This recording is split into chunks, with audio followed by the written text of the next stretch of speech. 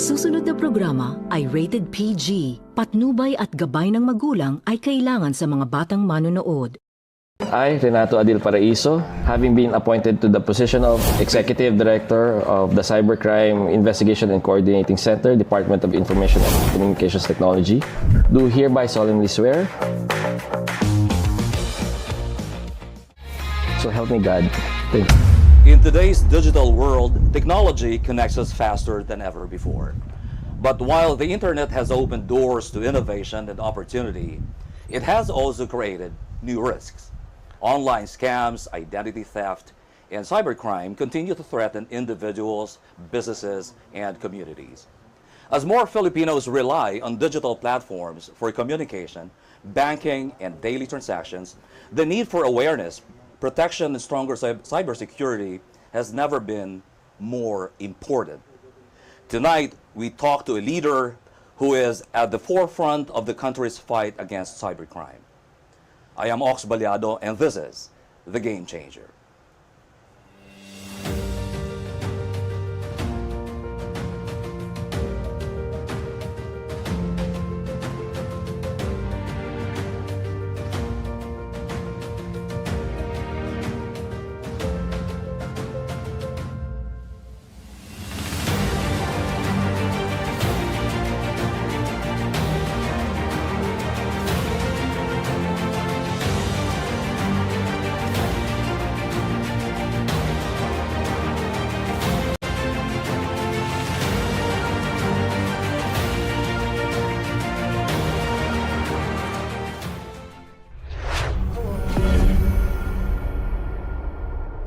Our guest tonight leads one of the most important efforts in safeguarding Filipinos in the digital space. As Executive Director of the Cybercrime Investigation and Coordinating Center, he works closely with law enforcement agencies and partners to combat cybercrime, address online scams, and promote safer digital practices for everyone. Ladies and gentlemen, please welcome Undersecretary Renato Aboy Paraiso. Thank you, Kuyang Ox, and I'm really happy to be here in your show, The Game Changer. All right. Well, I'm very glad that the Game Changer himself is able to join us today. Maraming salamat. Maraming salamat din sa mag-imbita sa akin. Sige, Usec, okay, umpisahan po natin ito sa, before you become, before becoming a leader in cybersecurity and public service, every journey begins with humble beginnings, right? Yep. So let's take a step back and talk about your roots. Yep. Well, growing up, what kind of child was Aboy Paraiso? Far from it. Nung bata ho tayo, we were a problematic child. Pinalaki ho tayo na, laki ho ako sa lola. So, fortunately, I was raised by Commander Liwayway. So, she's a local hero in Pampanga. She led the Ox Ballado. Because both of my parents were OFWs. They were work.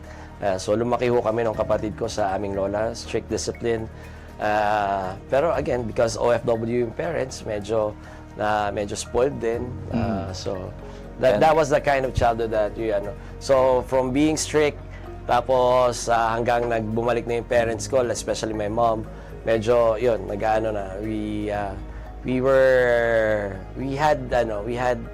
we had both strictness and some liberties in our childhood.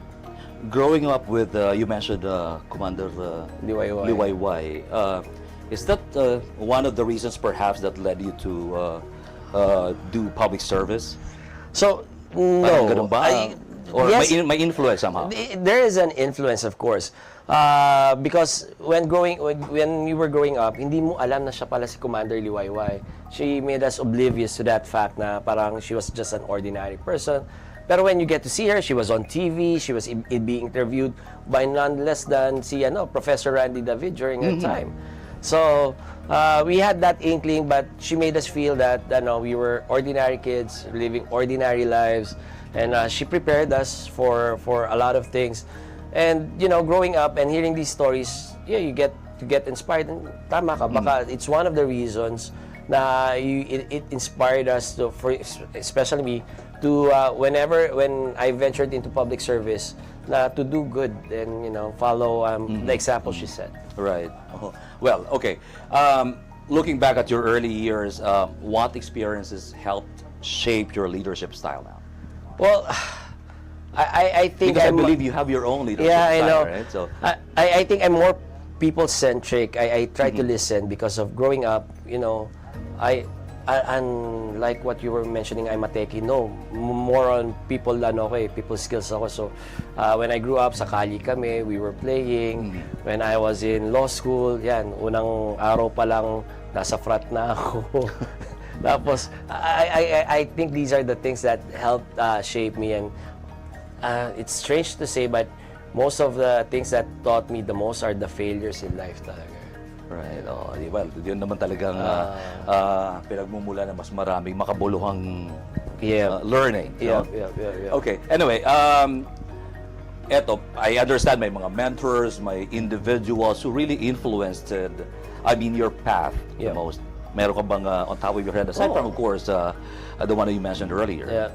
So apart from my lola, syempre andyan yung dad ko. He taught us how to be, listen to people first, because he was a very high executive in AGNP. At that time, he was in the private sector. He showed us his leadership style when it comes to handling people.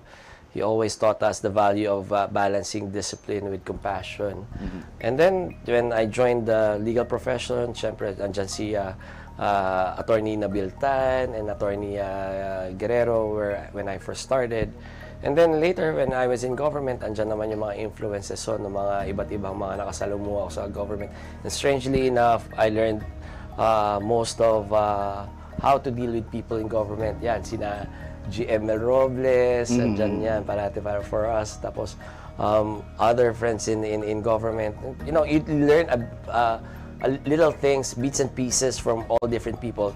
I've learned how to deal with the private sector in my dealings with Secretary Henry Aguda. Parang, diba? So, you combine all these influences and, you try to forge your own leadership style on what works best. Well, I'm glad you actually mentioned a lot of great names in government, and you mentioned one of the familiar names from among those that you just stated earlier. Yeah. Attorney Nabil Tan. Well, I had a personal experience for how how great that man is. But anyway, let's talk about the values that have guided you throughout your journey in government service. I'm sure they're partly influenced. They've influeed you somehow, but the values now. Well, the values I hold dear is really give to the people what is owed to them. Parang in anything that you deal, you may make compromises, you make decisions based on a lot of factors, but first and foremost, kailangan mong ibigay sa tao yung para sa kanila. You have to deliver basic public service. Any other compromise that would affect that, it's a bad compromise. It's a bad decision that, And even if you fail, at least, okay, you can live with that fact. Yun lang yung sa akin. If those decisions would lead me to being axed or being chastised or being bashed, okay lang sa akin yun. I can live with that fact. As long as, at the end of the day, yung para sa tao na ibigay ho na. You deliver. Yeah, po. Okay. Now let's talk about Usec. Let's talk about your past roles that has prepared or have prepared you for the responsibility of leading a national agency at this point. So before when I started as a lawyer, I had the opportunity to work with Attorney Guerrero. So he mentored me in practice, and that gave me confidence kasi bata pa lang ako. Nag-appear na ako sa court, and when others, yung mga ibang mga kasabayan ko were still doing documentation. Ako naman, nakapag-ano na ako, nakapag-litig ako. And that gave me confidence, and sometimes that confidence translates into cockiness sometimes. So, after that, I was able to perform the role as a Vice President of Warden Corporation, and then again as for legal in one corporation, then again as a Chief Legal Counsel in an international corporation until I formed my own law firm, and then I consulted with other government agencies. And then the time of the campaign came up, and I helped. Then the opportunity to be in government came up. I was supposedly tasked or asked to join one government agency with regards to comms. But I told them my real interest is really with ICT because it's an emerging practice here in the Philippines. Exactly. So during that time, so talagang hiningi ko na if I had the opportunity, maybe I can join the ICT. So when I joined the ICT, I became its, at that time, nung pumasok ako, meron pang Usec for Legal, which is turned out to be a blessing in disguise because Usec Jovi Salazar became a very, very good friend. Eventually, he left the agency.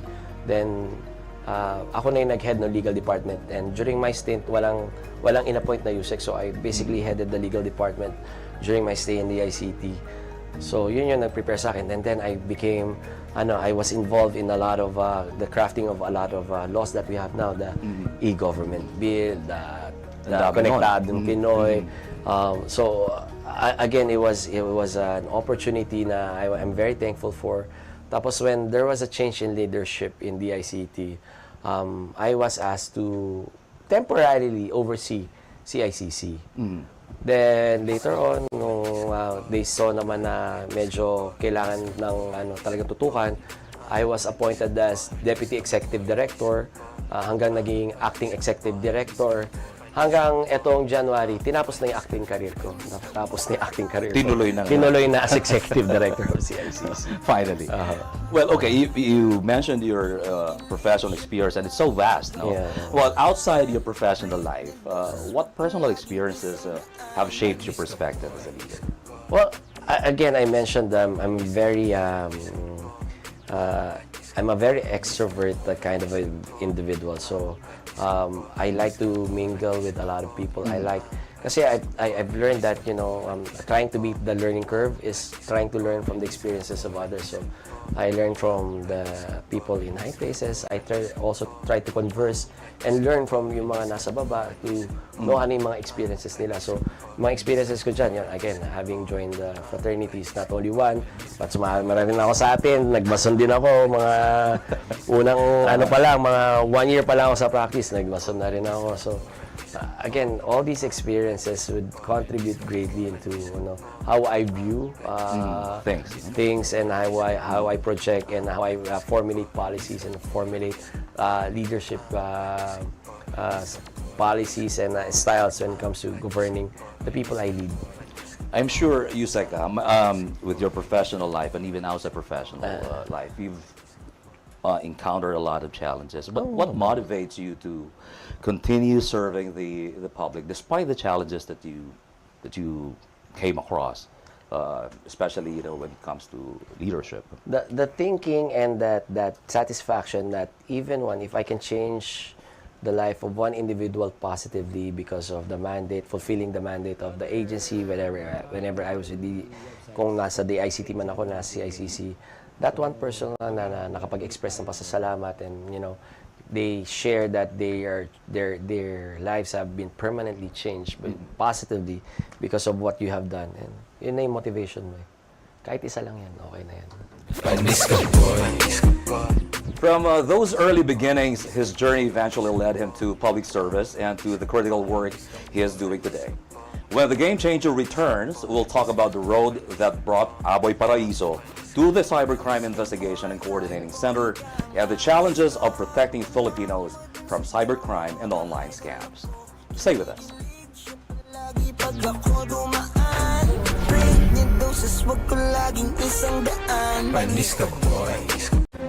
2025 was a meaningful year for Bingo Plus Foundation.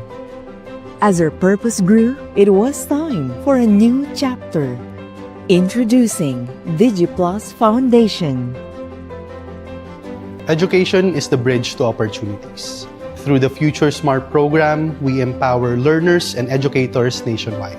At DigiPlus Foundation, we multiply learning for a better future. Healthcare should come with no barriers. Kalusugan Plus delivers medical missions, and Embrace Plus mental health support, which empower every Filipino through compassionate and accessible healthcare. At DigiPlus Foundation, we multiply healing. One patient, one community at a time.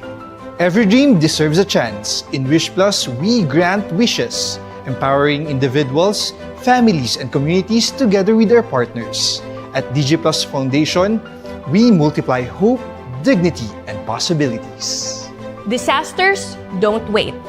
Through the Bayanihan Plus program, we mobilize immediate response and recovery efforts. At DigiPlus Foundation, we multiply the spirit of Bayanihan across the nation.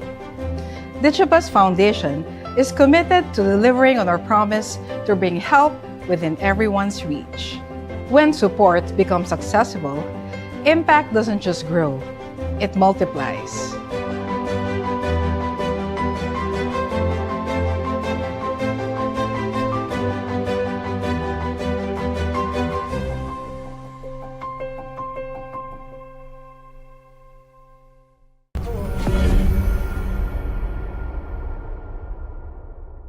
Welcome back to the Game Changer. You are now leading the Cybercrime Investigation and Coordinating Center, USEC, an agency that plays a critical role in protecting Filipinos from digital threats. Could you tell us about the journey that led you to this position, sir? Well, it was a natural. It's a natural progression for me because before I was heading the ICT's legal department. Then we were formulating policies.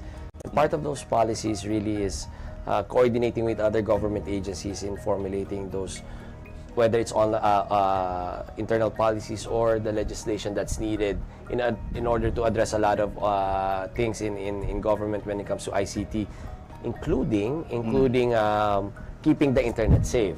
Right. So that's why when there was a change in administration, and I'd like to thank Secretary Henry Aguda for the opportunity to oversee CICC for that particular time. And then when the time of the election came, I oversaw and headed the government's anti-fake news campaign through our COMELEC Threat Monitoring Center that was housed in CICC. So after that, I was appointed as Deputy Executive Director for a month. And after a month, I was appointed as Acting Executive Director of CICC. So that was the journey for me from DICT to CICC. And I think a lot of things that I did, a lot of the things I did in DICT really prepared me for this role in CICC.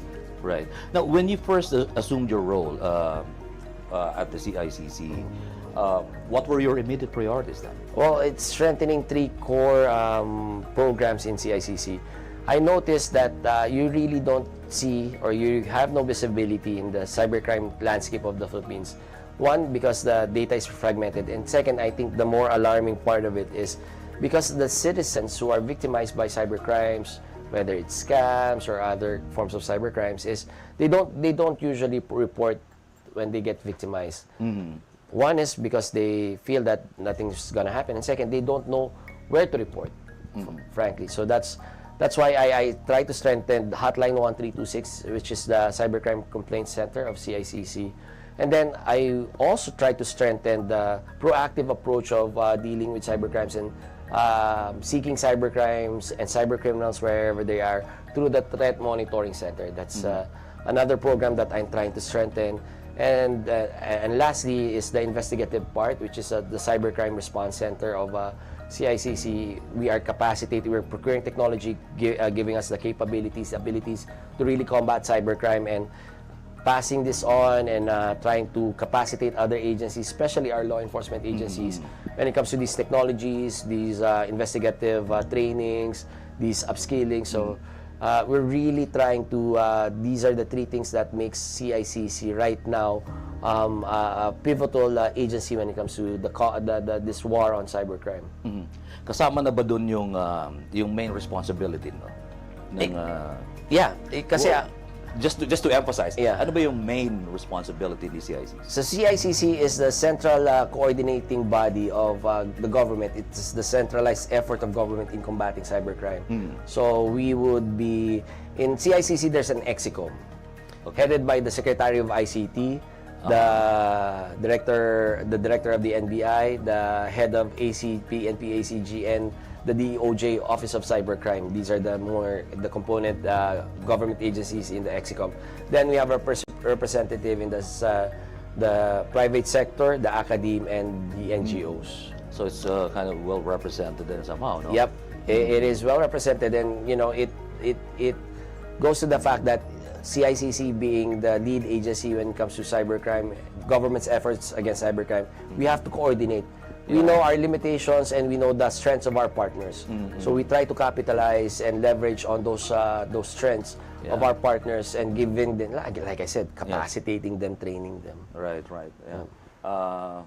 Very, yung collaboration is very important, for you to maximize and be very effective in your operations. But okay, now what are yung mga common cyber crimes that are currently affecting most of the Filipinos today? So, the cybercrime landscape right now, it's all year round naman. Lahat ng mga cybercrimes yan, lahat ng mga scams na yan are being perpetrated all year round. Pero, there are certain cybercrimes or scams that are perpetrated in mas prevalent sila during a time in the year. For example, last month, prevalent ang love scams. Kasi, February, so, prevalent sila pag January, June, so may season din to. Seasonal yan. Ngayon naman, dahil tapos na at wala ng pera, online lending scams naman ang tinututukan namin. Pero again, in December, ang pinaka-prevalent, I think all year round, ang prevalent talaga is online marketing, yung shopping scams, delivery scams, and investment scams. All year round, malakas yung mga yan. Well, you just said it's increasingly widespread. In fact, it's already widespread. Yung itong mga online scams. Why do you think many people still still fall victim to these kinds of schemes? Well, right now, marami pa rin biktima eh. Before kasi we were thinking kulang lang sa awareness, kulang lang sa education. Yes. And that's why that's where we try to fill in the gap. So very kami aggressive when it comes to our educational campaigns. But right now we're seeing a trend that we are being profiled. AI is being used to profile us.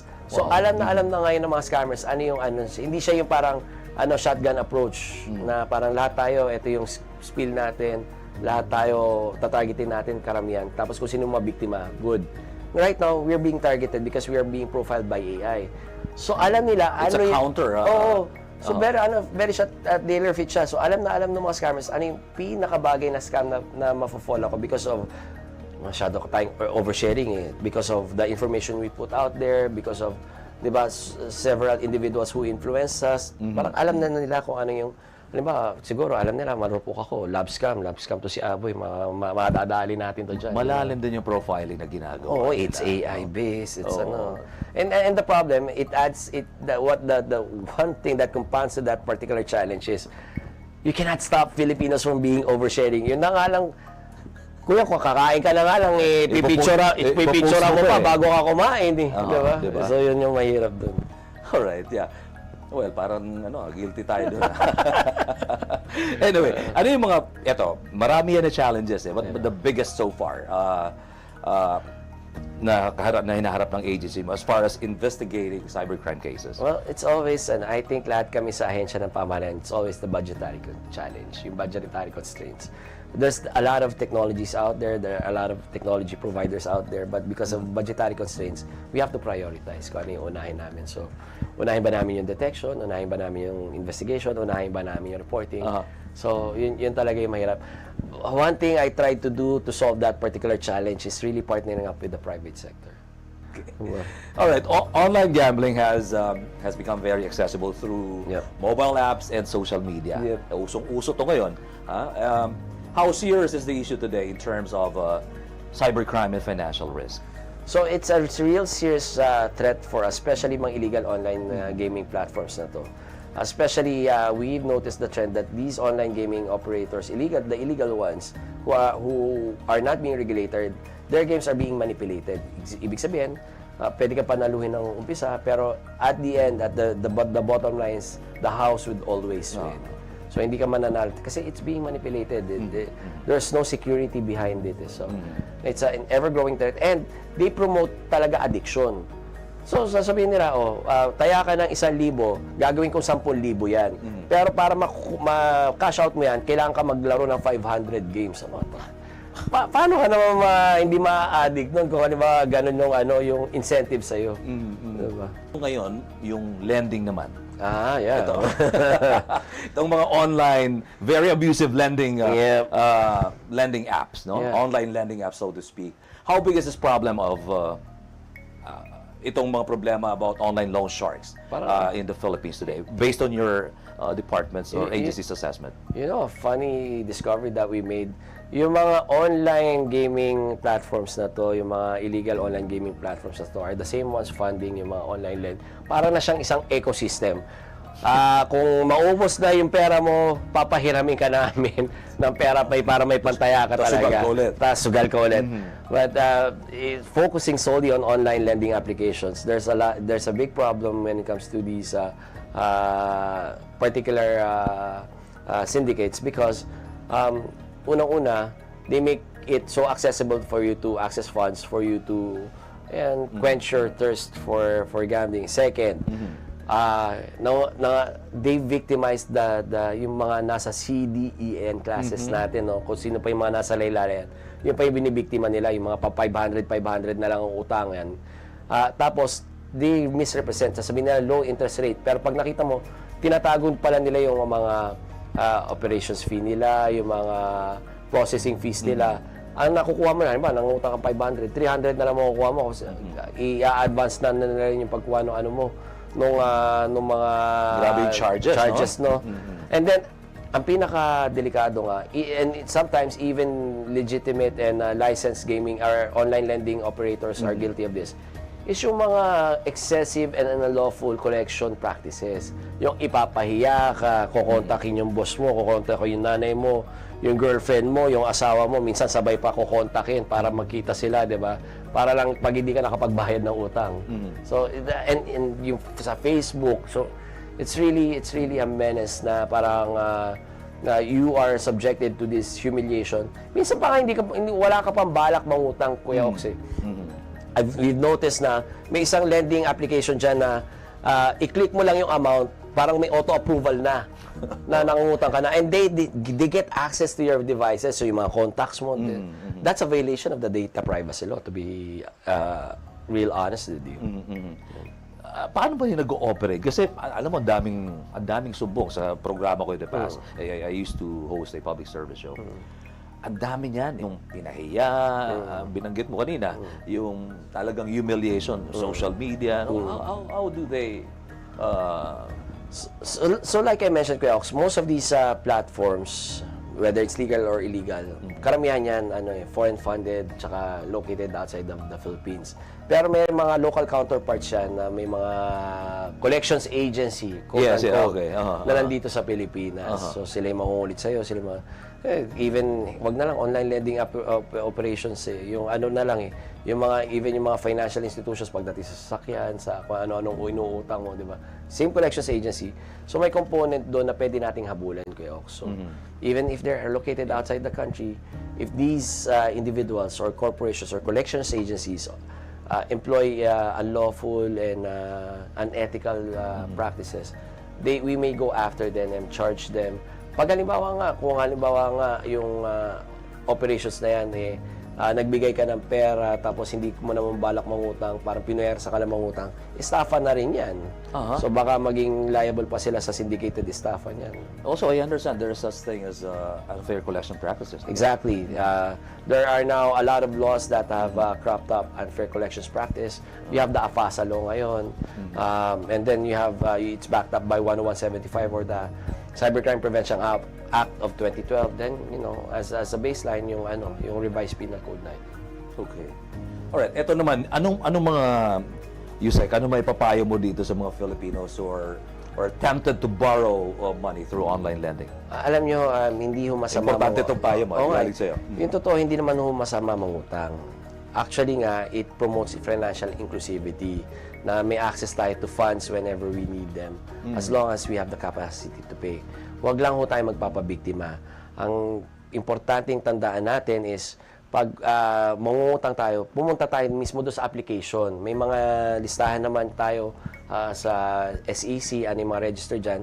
Huwag tayo pumunta doon sa web-based. Kasi minsan makikita natin sa mga social media pages natin, nagpo-promote kasi itong mga illegal So pag halimbawa nag-promote sila, i-click mo yung link, dadalhin ka sa web-based na application. So pag web-based, magduda na kayo. Dapat pumunta kayo mismo doon sa apps. So may mga apps naman yung mga yan para there's another layer of protection of vetting ng mga, whether it's Google Play Store or the Apple Store. May additional layer of protection tayo. So yun yung mapapayo ko. Again, pwede tayo mangutang. Basta alam natin may capacity to pay tayo. At second, magiging safe tayo pag nangutang tayo sa mga lending applications na regulated ho ng ating pamahalaan. Correct. Okay. In addressing these issues, itong online gambling, itong online lending, I believe, I understand that the cooperation with government agencies, private companies is very important. And how important is it? Just for you to be able to emphasize, how important is it for your agency, for CICC? It's really vital. I do believe, I think the best practice around the world, it's not a whole of government approach nga lang, Kuya Ox. It's not enough for us in government to be bound together in combating cybercrimes. I think it's a whole of society approach. It means that our citizenry has to be involved. The private sector have to be involved. And more importantly, because of the borderless nature of cybercrimes, I think our allied countries and allies in other countries have to be involved as well in combating this particular menace of cybercrime. Okay. Okay, Usec, in your view, what role does digital literacy play in preventing cybercrime? A big part of it. I think the first and foremost defense of any nation or any society when it comes to combating cybercrime is a literate and educated and well-informed citizenry. So they know how they are being targeted, how to avoid scams, how to spot scams in the first place. Okay, so ngayon, ano po yung mga initiative ng CICC na ini-implement to strengthen public awareness and cybersecurity? So I'm sure you've got a lot there. Yeah. So now we have a scam watch. So we are implementing that particular initiative in CICC na kung saan talaga ang focus is educating our people when it comes to various scams out there. And in fact, we partnered up with a lot of private sector partners to create content. You can see me, minsan nga, Kuya Ox, natutokso na tayo, nagpapabata tayo, nandun na daw tayo sa TikTok, sa Facebook. But the reality of it is, kailangan namin pumunta where our audience is. Kasi silang kailangan namin educate. Hindi naman ako pwede sabihin, punta kayo dito sa website ng CICC, walang pupunta. So we have to be in TikTok, we have to be in Facebook, we have to be in Instagram, we have to laymanize a lot of terms. We have to create skits to illustrate paano ka mabibiktima at anong dapat mong gawin para pumabiktima ka man. So this is a ongoing campaign and I'm very fortunate na maraming gusto sumali sa campaign na to. Whether it's our media partners, we have a MOA with fact checkers. I think Rappler and soon it's the Verifiles would be a partner of CICC for fact checking. Various private entities with regards to other advocacies, kanba sa banking sector, and Jambap, si Fintech Alliance is also coming on board. A lot of it's fortunate for me siguro talaga, and this is one of the contributions talaga na I'd like to emphasize na dala ni Secretary Henry Aguda is that collaboration with the private sector. This is very important. Yeah. It's ang lawak kasi nito eh. Sobra. Okay, this time, Usec, give us some tips. Yep. Or steps, no? Yep. That can help individuals like us to better protect ourselves online. So I have 4 M's. Una is maging mapagmatsyag, mapanuri. So whatever comes your way, you have to analyze it, apply critical thinking. Tapos second is pwedeng mang-isnab. Whenever you know, kasi tayo mga Pilipino, pag may lumapit sa atin or something comes our way, we feel the urge or we feel the need to entertain it, even if scam or text na yan. Third is mag-report. Even if you don't get victimized, kailangan i-report niya yung mga bagay-bagay na yan. And third, I think kailangan maging maalam tayo. We educate ourselves. It's very important. Na kung ano yung mga types of scams are there, ano yung mga ways para na hindi tayo mabiktima ng mga scammers na to. Alright. In today's digital age, the battle against cybercrime is constant and ever-changing.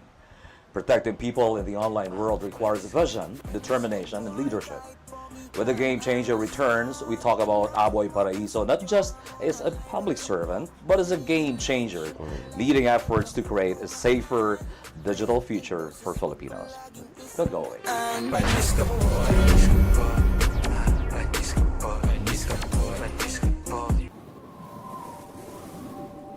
We want Dubai to be number one. That's the vision. Back then, it seemed like a desert dream. But we had brothers who believed that our desert is a land of endless opportunities, who believe nothing is impossible to a willing heart. The Filipinos. And so they came, the best and the brightest. With the will and the skill to build the biggest and the tallest.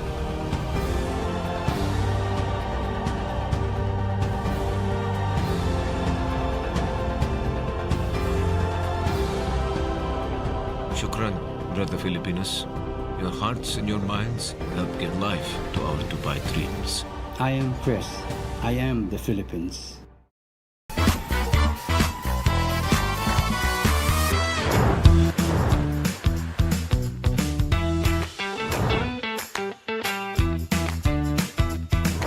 Metro Escapers, mula sa makasaysayang industriya ng sapatos ng Marikina, aalamin natin kung bakit nga ba naituturing na world-class quality ang Marikina-made shoes. Dito mismo sa Sea Point, Marikina. Known for their stylish and built-to-last shoes ranging from dress shoes, casual pairs, boots, hanggang sandals. Bawat disenyo ay maingat na ginagawa gamit ang dekalidad na materyales at expert craftsmanship na nagpapatuloy ng tradisyon ng Marikina shoemaking. So, ganito lang. Isa pa. Lalaksan ko, ha? Ay, isang pukpuk lang po. Ay, sorry. Sumobra. Tignan natin kung tama ba ang ating ginawa.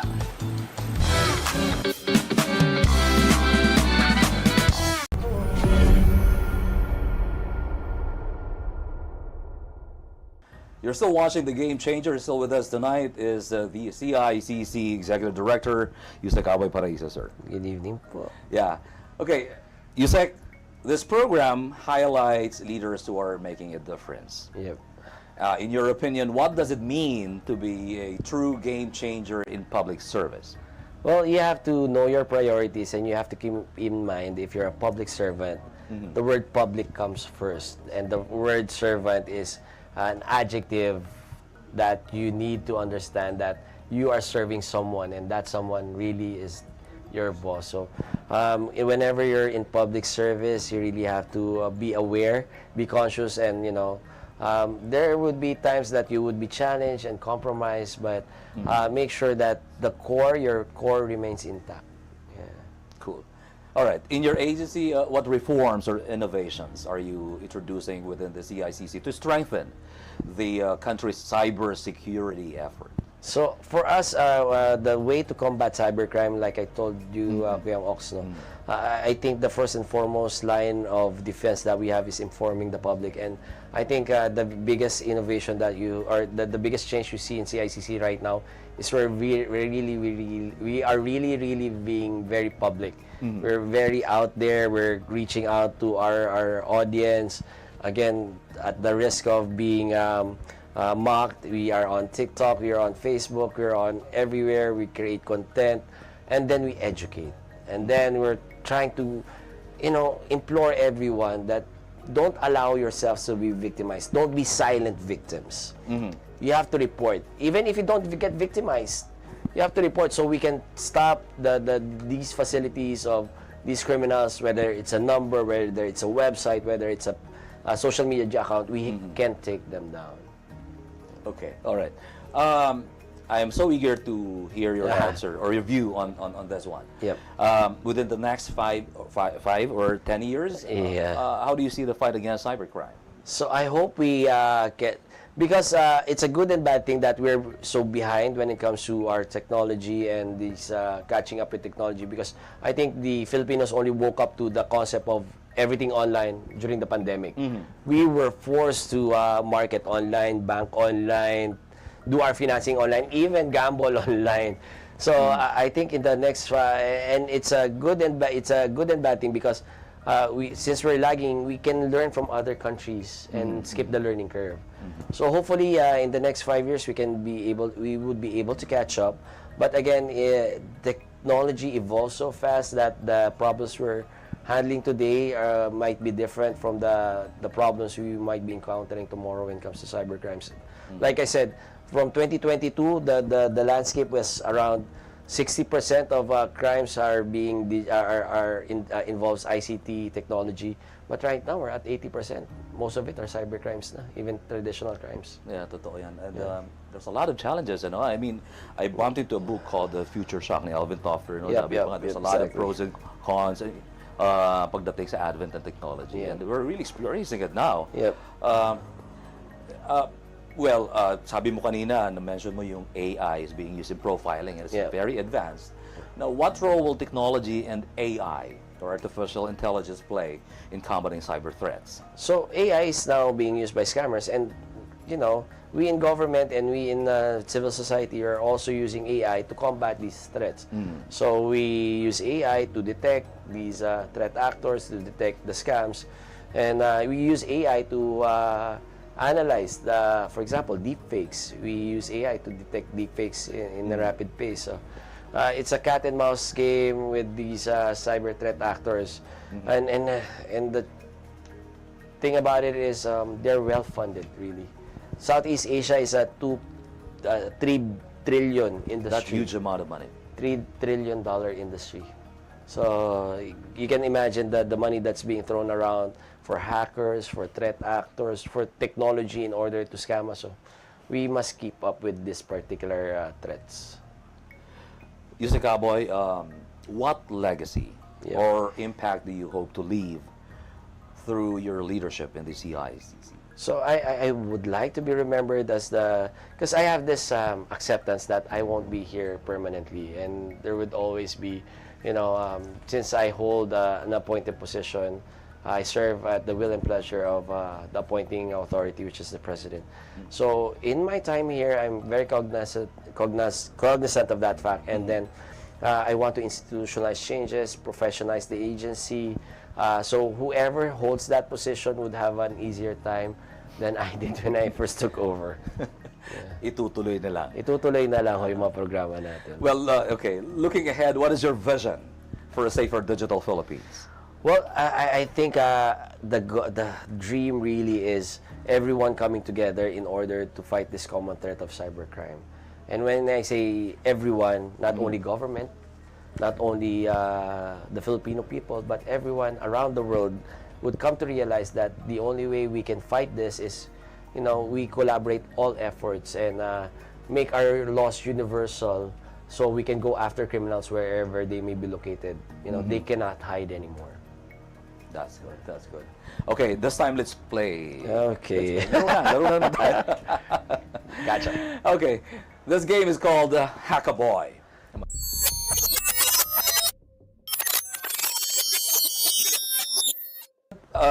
Personalities or cyber-related issues connected to your work at the Cybercrime Investigation and the Coordinating Center. And you'll give us the password, a word or phrase that can unlock the situation or solve the problem. So your answer should reflect your insight, experience, or perspective as a cybersecurity leader. Okay, so let's see if your cyber insights can unlock the right password. All right? Okay, beginning with President Ferdinand Marcos Jr. Unfairly judged. Okay. Next, VP Sara Duterte. Eagerly aggressive. Eagerly aggressive. Next, DICT Secretary Henry Aguda, driving digital transformation in government while ensuring the protection of citizens' data and government digital systems. Collaboration trailblazer. PCO Usec Attorney Claire Castro, addressing the rapid spread of misinformation and disinformation across social media platforms. See you, Claire. It's difficult because I know her, and she's being misunderstood for the work she does. So I think she is effective in her work, in the role that she plays. Okay, effective, effective. No, it's really effective in the role she plays. Attorney Harry Roque is allegedly fake news peddler. Remains to be seen. Yeah, because I understand, because we really have to get hold of former Secretary Roque to make him, answer these allegations. Okay. CICC Executive Director, leading the mission to combat cybercrime, online scams, and digital threats affecting Filipinos today. Hopeful and realistic. Okay. Now, last question, Usec Aboy. Yes, ma'am. As someone leading the country's efforts against cybercrime, how do you define being a game changer in protecting Filipinos in the digital world?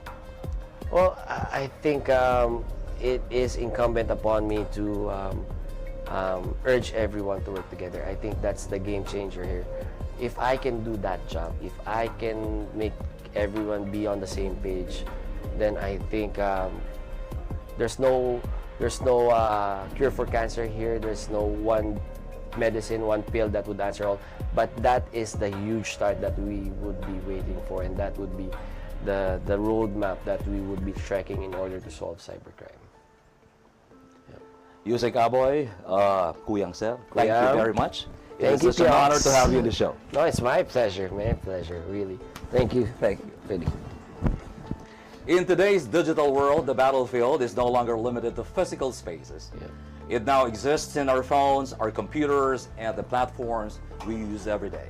Cybercrime has become one of the most complex threats of our time, affecting not only our finances, but also our trust, our information, and even our democracy. Technology will continue to evolve, and so will the methods of those who seek to exploit it. The question now is not simply whether we can keep up, but whether we are prepared to act responsibly in the digital spaces we all share. Because in the end, cybersecurity is not just the responsibility of government or institutions, it is a responsibility we all carry as citizens of a connected world.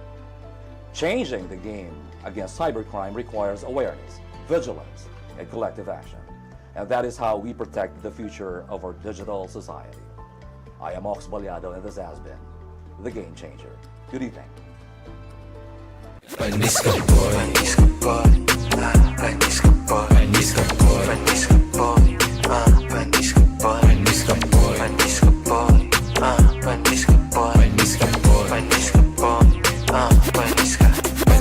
Boy, kahit pogi ka ang angas ko, tanong mo dun sa jowa mo na idol ako. Kinikilig siya palagi pag ako dumaan. Rate niya doses, wag ko laging 100. Panis ka boy.